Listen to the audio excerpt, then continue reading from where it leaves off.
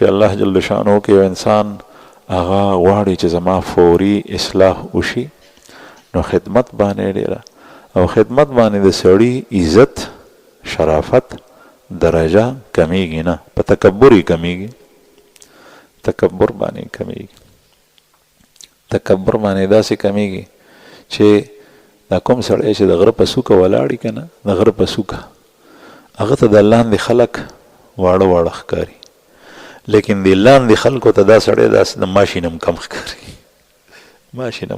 دی وایي چې زه غټ یم، دا لاندې خلک واړه. هلکه ته